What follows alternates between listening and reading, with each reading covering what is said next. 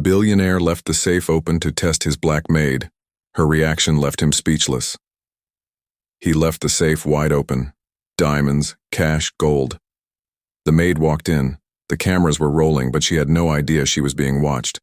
He had trusted no one until now. And what she did next left the billionaire speechless. The house had always been quiet, but that morning, the silence felt heavier than usual. Margaret Walker had worked in that mansion for nearly 7 years. Every morning at exactly 7:12 a.m., she would enter the West Wing, mop in one hand, towel in the other, never looking left or right, never lingering, never asking questions. Her uniform was always crisp. Her speech was always respectful.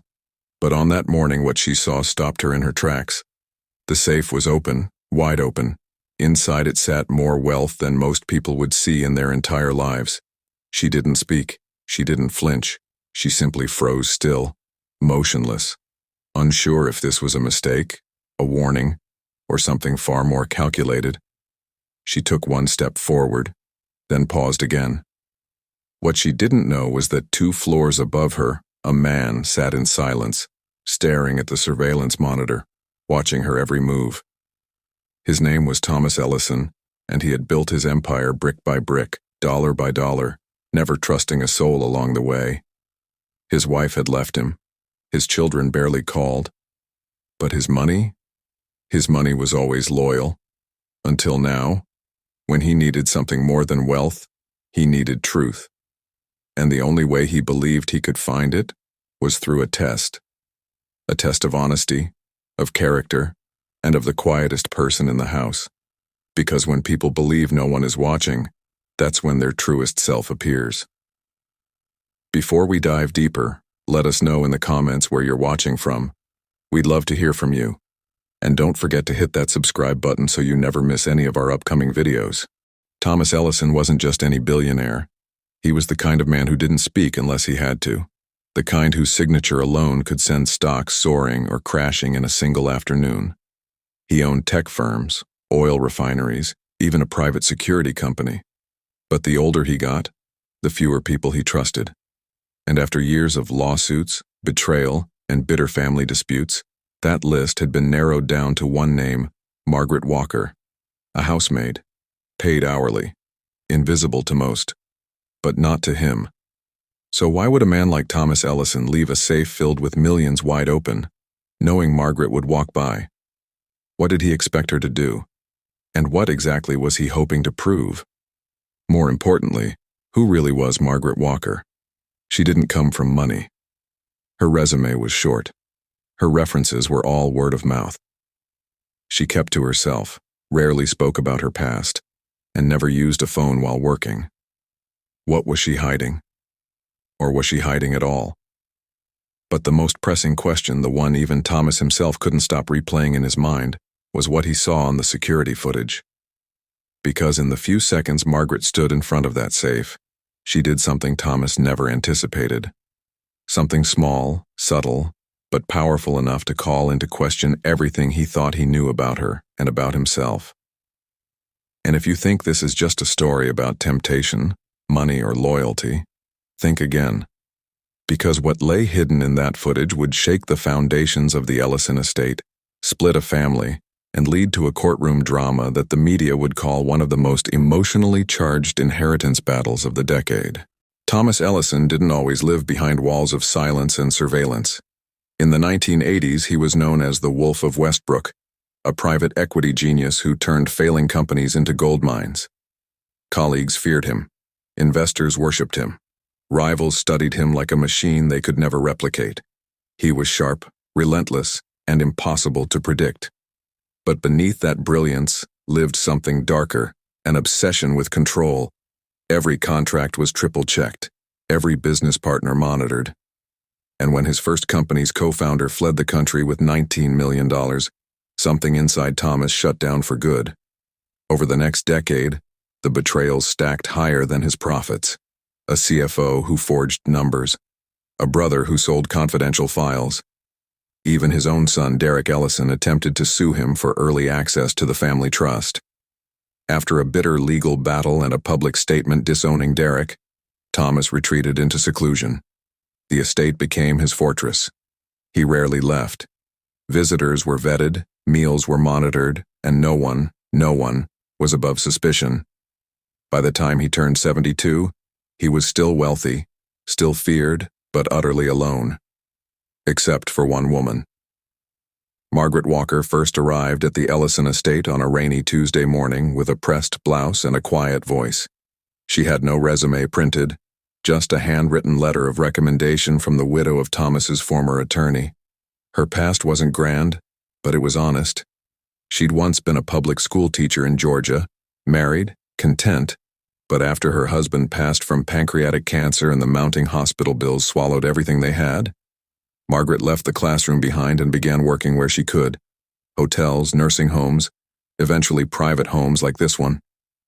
At the Ellison estate, she asked for no favors, made no mistakes, and earned no enemies. She moved through the mansion like a ghost cleaning, organizing, remembering everyone's habits without ever writing them down. Margaret never stole, never raised her voice, never stepped where she wasn't told. To most, she was just the help. But Thomas noticed her patterns. How she straightened his cufflinks a certain way. How she returned his books to the exact page without a bookmark. How she once replaced a cracked tile in the greenhouse floor without telling anyone or billing for it. He didn't say it, but he respected her. And yet, even that wasn't enough. Not for Thomas Ellison. Not in a house where everyone else had eventually taken something. Which is why, after 7 years of silence, he set the trap. The safe was opened, the wealth on full display, and Margaret was the only one who would see it. But before that moment, before her reaction was captured forever on the estate's hidden surveillance, there were years of quiet tension that neither of them ever acknowledged out loud. Margaret had noticed the cameras, of course she had. She'd even adjusted her posture in the hallway mirrors because she knew someone might be watching. But what she didn't know was how much was riding on that one moment, and neither did he. Because sometimes the most important truths are revealed not in shouts, but in silence, not in confrontation, but in restraint. And Margaret Walker's silence would soon echo louder than any words Thomas Ellison had heard in his entire life. It was a Wednesday, the kind of quiet midweek morning where nothing felt out of place, at least not at first. The air was still. The staff were moving about as usual. The morning paper was already folded on the oak credenza outside Thomas Ellison's study. And at exactly 7:12 a.m., Margaret Walker entered the West Wing carrying a mop, a towel, and a small leather pouch with her cleaning supplies. She had walked that same hallway nearly every day for 7 years. Same time, same rhythm, same silence. But today was different. The vault door, which had never even been seen open in all her years there, stood ajar. It wasn't wide open, it wasn't forced, just enough to reveal what lay inside stacks of crisp $100 bills arranged in bundles, a row of rare vintage timepieces still ticking under soft lights, and a folded sheet of thick paper perched neatly in the center. It was a will. His will. Handwritten, dated only 2 days earlier. Margaret froze. She stood perfectly still for almost 11 seconds.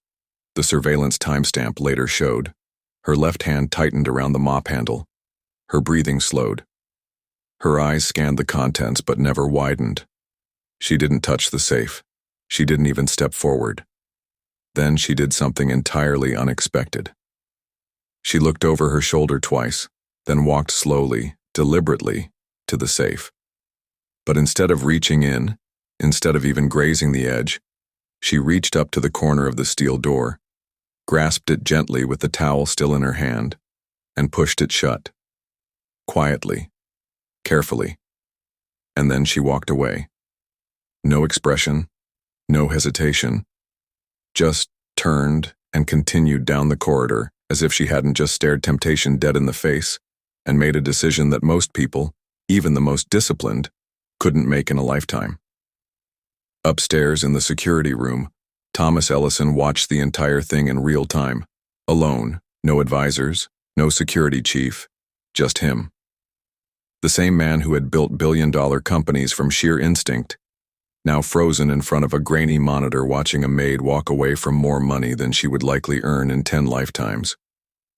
And in that moment, something inside Thomas Ellison cracked, not in rage, not in fear, but in disbelief. Disbelief that someone so close to him, someone so overlooked, had passed a test he hadn't even expected her to notice. But it didn't stop there. Later that day, when Thomas reviewed the footage again frame by frame, he noticed something else. A detail so small it could have been missed by anyone who wasn't obsessively watching. When Margaret closed the vault, she did it with the towel covering her hand. She hadn't left fingerprints. She hadn't disturbed the airflow sensors. It was as though she knew. As though she understood the rules of a game she had never been told she was playing. And just when you think you know Margaret Walker, you don't. The following morning, Margaret Walker was summoned to the drawing room. It was unusual. Thomas Ellison hadn't spoken to her directly in over 4 years. Instructions were typically passed through house management. Eye contact was minimal, words even less frequent. But that morning, the request came with a folded note, just 3 words, handwritten in the familiar tight scrawl, "Come alone now." Margaret entered the room with the same quiet grace she brought into every space. Thomas was seated by the fireplace, not looking at her.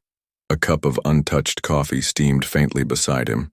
He didn't raise his voice. He didn't accuse.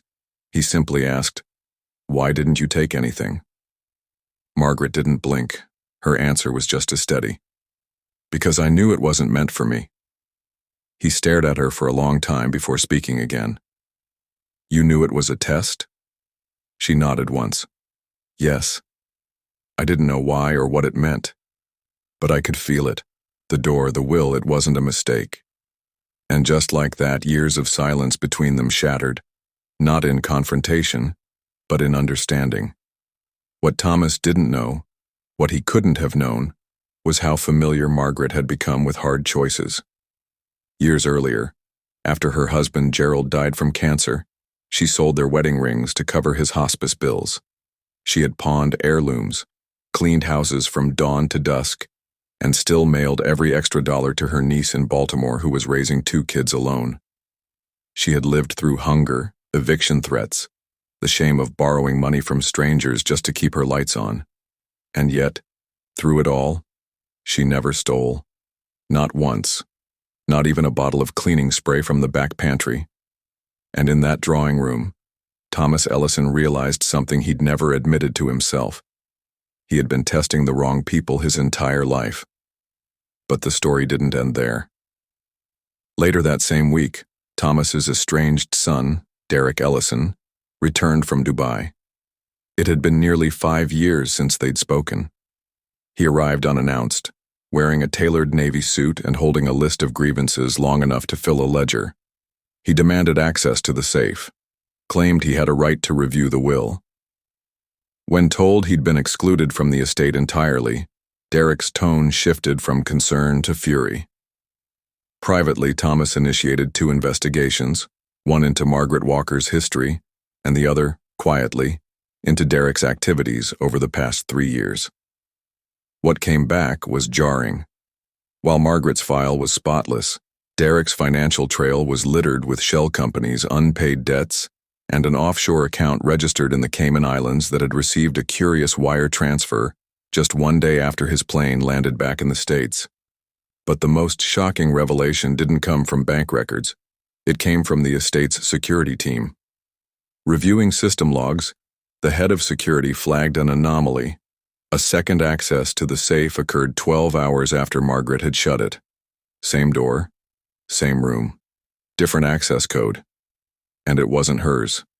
Fingerprint logs were incomplete, but the timestamp placed the access at 2:38 a.m., long after Margaret had left for the evening, and just minutes after Derek had slipped out of the guest wing claiming to take a call on the veranda. Thomas reviewed the footage again, but the hallway camera outside the vault had mysteriously cut out during those exact 7 minutes. The safe had been opened again, and this time something was missing. At first, Thomas Ellison said nothing. He let the discovery sit, heavy and unresolved, like a weight pressing down on an already fragile balance. The safe had been accessed. Something had been taken. Not everything. Just enough to make a statement. But he needed certainty. He needed proof. So he turned to the one thing he had always relied on: surveillance. What Derek didn't know, what no one knew, was that the estate's primary security system was a decoy. Years ago, after a breach at one of his tech firms, Thomas had commissioned a second layer of protection, unmarked, off-grid, hidden cameras installed not by contractors, but by private intelligence professionals. They were embedded inside the woodwork, tucked beneath molding, disguised in smoke detectors, undetectable even to seasoned investigators. It was from one of these cameras, buried inside the corner of a grandfather clock just outside the vault room, that the truth finally emerged. 2:38 a.m., Derek Ellison appeared on screen. No phone in hand, no call being made, just him, moving quickly, quietly, glancing over his shoulder with the precision of someone who had done this before.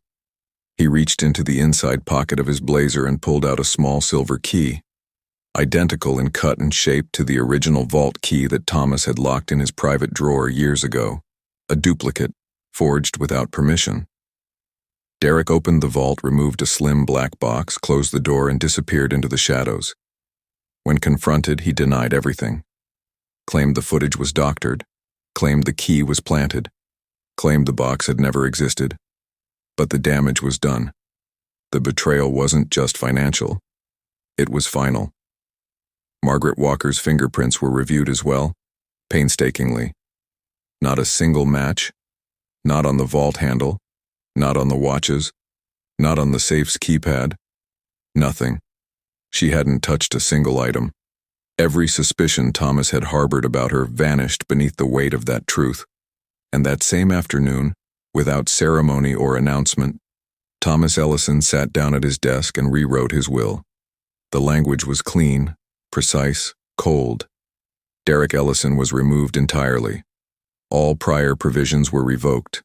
No appeal, no trust, no inheritance. In his place, Thomas named a new trustee, a woman he once ignored, then tested, then came to quietly revere. Margaret Walker. But she was not named heir to his estate. Thomas knew she wouldn't want that. Instead, she was given something else: power, purpose, responsibility.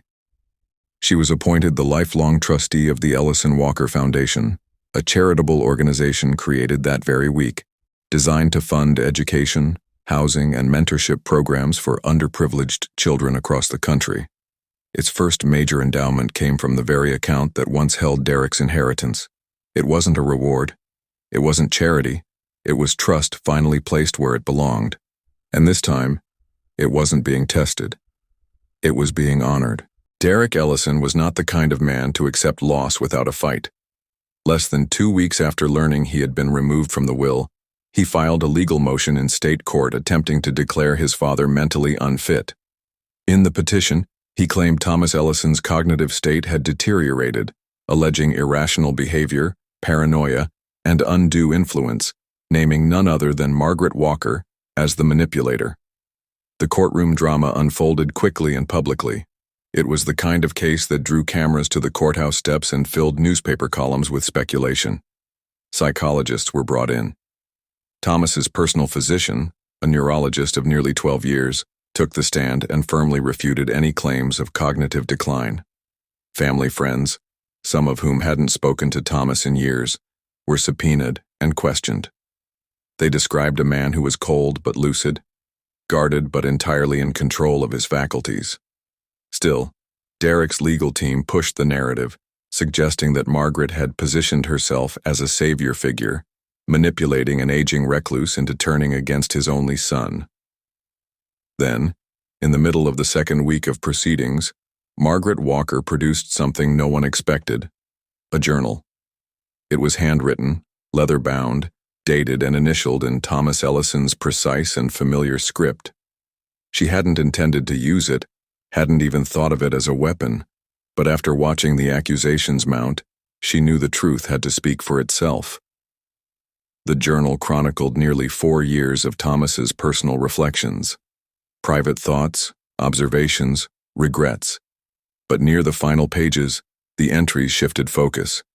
He wrote about Margaret, about the silent trust she had built through years of quiet service, and about the test, his last and most personal experiment. In the final entry, dated just 3 days before Derek's return, the words were unmistakable. If she leaves the safe untouched, she is the only one I trust with what I leave behind.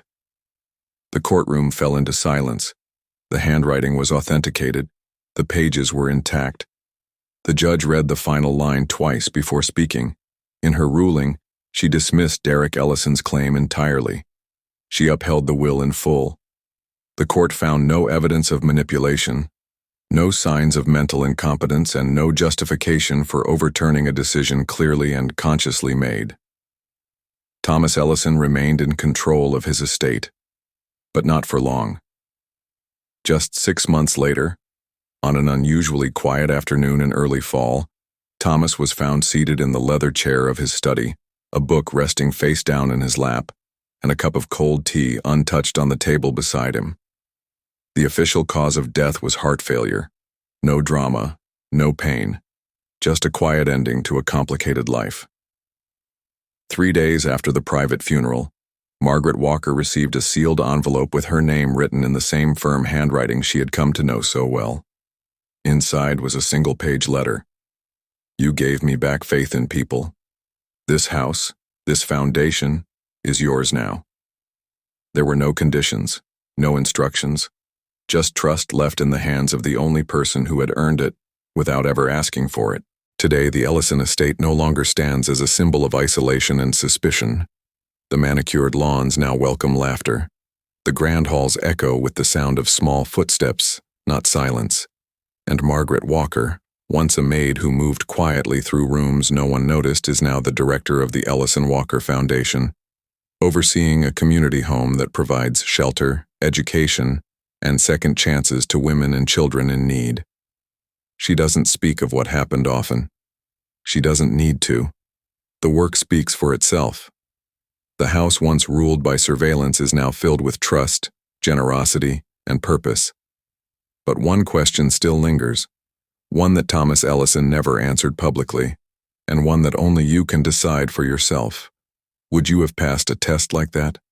Would you have walked away? Let us know in the comments. And if this story restored your faith in people, give it a like and share it with someone who needs hope today. Subscribe for more real stories that reveal the truth behind closed doors. Because next time, a boy disappeared from a crowded mall and showed up 20 years later with a story that stunned the world. Long before Margaret Walker ever stepped foot into the Ellison estate, her life was defined by quiet perseverance.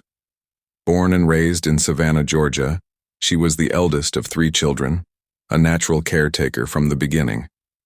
She graduated with honors, taught elementary school for nearly 2 decades, and was known by students and parents alike as Miss Walker with the warm eyes. Her classroom was a place of safety, of calm in the middle of chaos for many children living with far less than they deserved. But that chapter closed too soon. Her husband, Gerald, was diagnosed with late-stage pancreatic cancer just weeks before their 21st anniversary.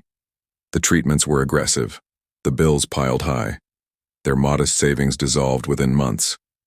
She took extra shifts tutoring, sold off their car, and even emptied a retirement account she'd built carefully over years. But it wasn't enough.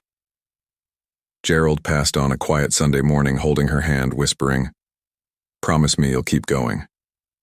She did. Margaret left teaching not because she wanted to, but because survival demanded it. She began working as a live-in caregiver, then housekeeper, moving between homes with little recognition but unshakable consistency. She sent money to her niece in Baltimore every month without fail. She visited church on Wednesdays, not Sundays, because it was quieter and she could sit in the back unnoticed. Every room she entered, she left better than she found it. Every person she worked for, she served with quiet dignity. At the Ellison estate, she never demanded attention, but those who worked alongside her remember. One former gardener recalled the time Margaret sat with his daughter during a panic attack and helped her through breathing exercises until the ambulance arrived. A chef remembered how Margaret would stay late to organize the food pantry by expiration date, not because anyone asked her to, but because she believed someone should. And a house manager once confessed that when he went through a difficult divorce, Margaret was the only one who left a small note of encouragement on his desk. "You are more than what you've lost." She never wanted credit, but people remembered. Meanwhile, behind the doors of his study, Thomas Ellison had spent decades constructing walls thicker than steel. His distrust wasn't born from paranoia. It was built from experience, an entire life of betrayal and disappointment. From the business partner who siphoned funds during their first venture, to the cousin who leaked confidential documents to a rival firm, to the woman he once considered marrying, who was later caught wearing a wire during a private dinner. All of it carved into him a permanent suspicion of everyone. For Thomas, wealth wasn't freedom. It was a fortress. And no one got past the gates without being watched. So when Margaret came along and simply did her job, without agenda, without ambition, without hidden motive, he didn't know how to process it. He assumed she must have been hiding something, because in his world, goodness without gain didn't exist. But he was wrong. The cameras, the tests, the investigations, they weren't traps to catch a thief. They were desperate attempts by a man who no longer believed anyone could be genuinely good.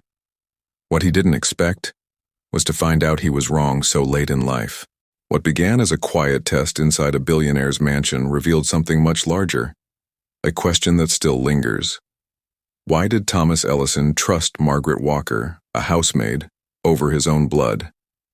The answer isn't simple, and perhaps that's the point. At its core, this story is about trust, how it's built, how it's broken, and how sometimes the people closest to us are the ones we learn to doubt first. Thomas Ellison, despite his billions, couldn't buy the one thing he longed for most: certainty in another human being. His son Derek had every advantage: private schools, elite mentorships, a seat at the family office. But over time, Thomas saw entitlement where he'd hoped for stewardship, ambition without loyalty. And when faced with risk, he didn't see character, he saw calculation. Margaret Walker, on the other hand, had nothing to gain. And still, she chose integrity. But this story also raises another question, one that lies beneath the surface. Would Thomas have trusted Margaret if she didn't look the way she did? Would he have seen her as honest if she were not quiet, not reserved, not black? It's uncomfortable to ask, but necessary. Dramatized interviews with psychologists suggest that people in power often develop subconscious frameworks that shape how they assign trust. One therapist explains, "In many cases, people who have experienced betrayal by equals tend to assume that those beneath them in status are safer, not because they're inherently more trustworthy, but because they're seen as less threatening." A historian adds, "There's a long legacy in this country of domestic workers, especially black women, being both trusted and devalued. They were allowed into the most private spaces, but rarely into the conversations that mattered." That contradiction runs deep. An economist weighs in with figures that paint a chilling backdrop. Over 1 in 10 American estates report internal theft or financial abuse in the final 5 years of life. Nearly 60% of that theft is committed by close family members. And in cases of elder exploitation, the most common perpetrators are adult children. Thomas Ellison knew these statistics. He had read the reports. He had seen it happen in boardrooms and in courtrooms. But what he never expected, what he could never quantify, was that trust would come not from a contract, a legacy, or a name, but from a woman who had nothing to offer him except honesty. Margaret Walker didn't just pass his test, she redefined it. Because sometimes the person society overlooks is the one who turns out to be the most dependable of all. Today, the Ellison estate no longer stands as a symbol of isolation and suspicion. The manicured lawns now welcome laughter. The grand halls echo with the sound of small footsteps, not silence. And Margaret Walker, once a maid who moved quietly through rooms no one noticed, is now the director of the Ellison Walker Foundation, overseeing a community home that provides shelter, education, and second chances to women and children in need. She doesn't speak of what happened often. She doesn't need to. The work speaks for itself. The house once ruled by surveillance is now filled with trust, generosity, and purpose. But one question still lingers, one that Thomas Ellison never answered publicly, and one that only you can decide for yourself. Would you have passed a test like that? Would you have walked away? Let us know in the comments. And if this story restored your faith in people, give it a like, and share it with someone who needs hope today. Subscribe for more real stories that reveal the truth behind closed doors. Because next time, a boy disappeared from a crowded mall and showed up 20 years later with a story that stunned the world. He tested her integrity. She gave him humanity. In a world where power often isolates and money can corrupt even the closest bonds, Thomas Ellison set out to find one honest soul. What he found was something he never expected. Not just honesty, but grace. Not just loyalty, but quiet strength. Margaret Walker didn't ask for anything. She didn't demand trust, attention, or reward. But when faced with a moment that could have changed her life forever, she made the harder choice. She walked away. Not because she feared consequence, not because she was being watched, but because that's who she was, even when no one was watching. Some people fail when no one is watching. Others pass when the whole world doubts them. So the question isn't what Thomas left behind, the question is, would you have walked away from that safe? And if this story moved you, the next one will leave you speechless. A young boy vanished from a crowded mall in Illinois. No leads, no trace. 2 decades later, he walked into a police station with a story that rewrote everything. Subscribe now and join us for another real-life mystery that begins with one question. Where was he all those years?